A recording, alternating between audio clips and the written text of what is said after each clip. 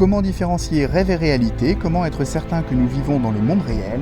Inception pose des questions soulevées par René Descartes dans les méditations métaphysiques. Analysons donc le film sous l'angle de la métaphysique et de l'épistémologie, c'est-à-dire la partie de la philosophie qui étudie la nature, les origines et les limites de la connaissance humaine. Pour commencer, parlons de l'intersubjectivité. Développée par Emmanuel Kant dans Critique de la faculté de juger, l'intersubjectivité est l'idée que les hommes sont des sujets pensants, capables de prendre en considération la pensée d'autrui dans leur jugement propre. Dans Inception, le personnage principal essaye d'implanter une idée dans la conscience d'autrui. Or, selon Husserl, les flux de conscience ne s'échangent pas, chaque conscience étant rivée en elle-même sans porte ni fenêtre. Mais dans le film, les rêves peuvent être envahis et les idées volées. Aujourd'hui, les théories de l'inconscient collectif sont utilisées à des fins commerciales par des campagnes marketing extrêmement calibrées et massives.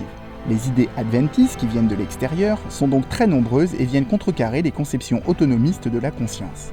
En 2, analysons la théorie du cerveau dans une cuve. Cette théorie développée par le philosophe Hilary Putnam consiste à imaginer que notre cerveau est en fait placé dans une cuve et reçoit des stimuli envoyés par un ordinateur en lieu et place de ceux envoyés par notre corps.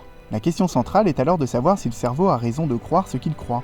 Dans Inception, il y a sans cesse une ambiguïté entre les passages qui semblent se dérouler dans le monde du rêve et ceux qui se passent dans la réalité. Le postulat de départ selon lequel l'ouverture du film se passe dans le monde réel peut être remis en cause, l'histoire se déroulerait alors entièrement dans différents niveaux de rêverie.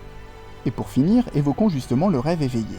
Le personnage peut se dire avec Descartes « je pense donc je suis », mais cette idée est mise à mal, nous l'avons vu, à cause de la théorie du cerveau dans une cuve. En revanche, il peut appliquer le doute cartésien, c'est-à-dire un scepticisme radical comme base à la recherche de la vérité. Le dernier plan du film où l'on ne parvient pas à savoir si la toupie va continuer à tourner ou bien arrêter sa rotation laisse planer un doute. Si elle s'arrête, cela signifie que le protagoniste est éveillé, mais si elle continue de tourner, alors il est condamné à la vie rêvée.